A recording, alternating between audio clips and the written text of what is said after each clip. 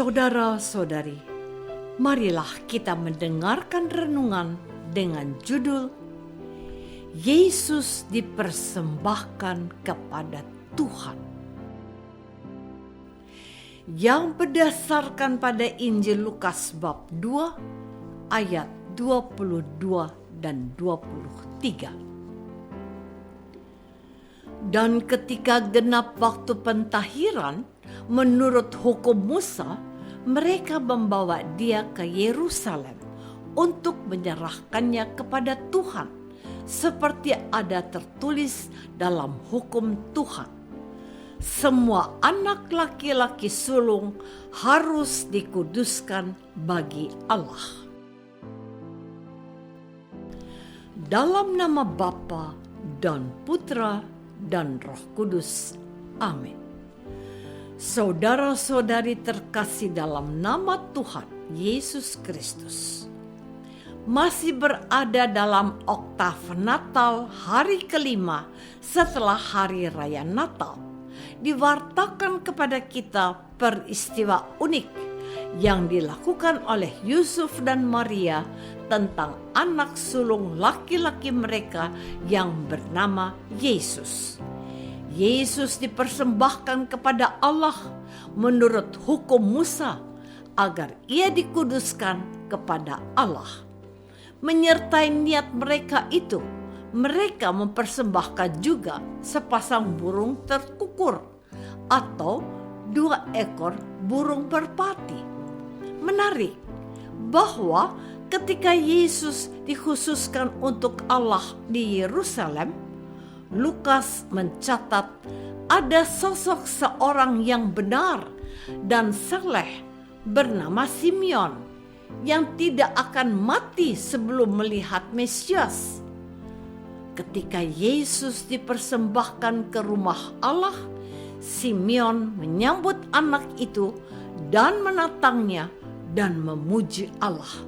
Katanya, "Sekarang Tuhan, biarkanlah hamba-Mu ini pergi dalam damai sejahtera sesuai dengan firman-Mu, sebab mataku telah melihat keselamatan yang daripada-Mu, yang telah Engkau sediakan di hadapan segala bangsa, yaitu terang yang menjadi pernyataan bagi bangsa-bangsa lain dan menjadi kemuliaan bagi umat-Mu Israel." Saudara-saudari terkasih, Simeon telah memberikan kesaksian di bait Allah, dan kesaksiannya itu telah membuat Bapa dan Ibu Yesus amat heran. Setelah memuji dan memuliakan Tuhan, Simeon juga bernubuat tentang anak sulung Maria. Katanya, "Sesungguhnya anak ini ditentukan untuk menjatuhkan atau membangkitkan banyak orang di Israel dan untuk menjadi suatu tanda yang menimbulkan perbantahan, dan suatu pedang akan menembus jiwamu sendiri, supaya menjadi nyata pikiran hati banyak orang."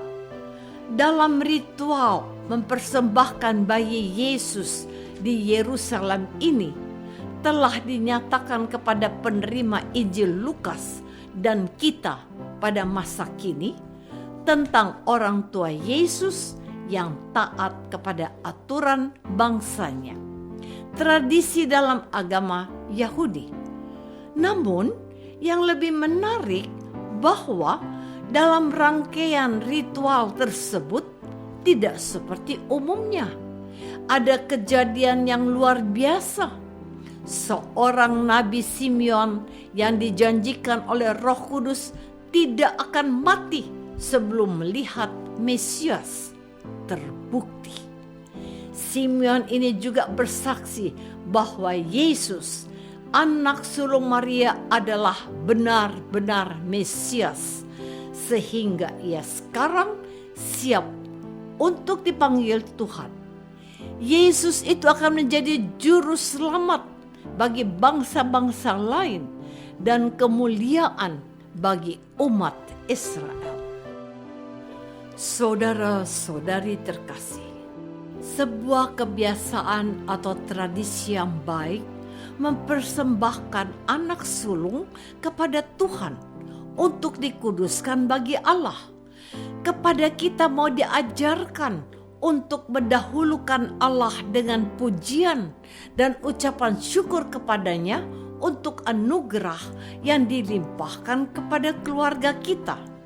Saya tidak tahu bagaimana persisnya anak-anak yang dilahirkan di dalam keluargamu. Apakah setelah anakmu dilahirkan, Anda segera memuji dan memuliakan Tuhan, mengucapkan terima kasih untuk kehadirannya? Apakah setelah itu Anda juga bergegas untuk membaptiskan anak Anda supaya menjadi anak Allah dan menjadi bagian gereja semesta? Inilah sebuah teladan yang diberikan oleh pasangan Yusuf dan Maria kepada keluarga-keluarga Kristen sampai hari ini untuk mengucap syukur dan memuliakan Tuhan segera setelah anugerah hadirnya anak yang diberikan kepada mereka. Anak itu harus menjadi sumber kegembiraan yang disambut dengan sukacita.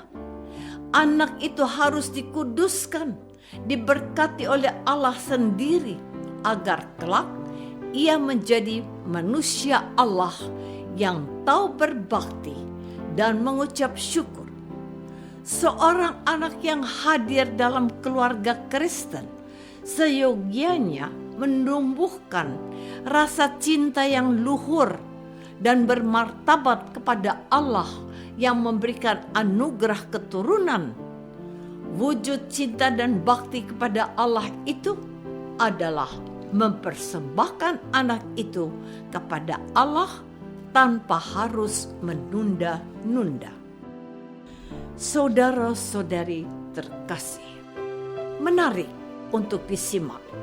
Dari nubuatan Simeon adalah bahwa Yesus akan menjadi tanda yang menimbulkan perbantahan.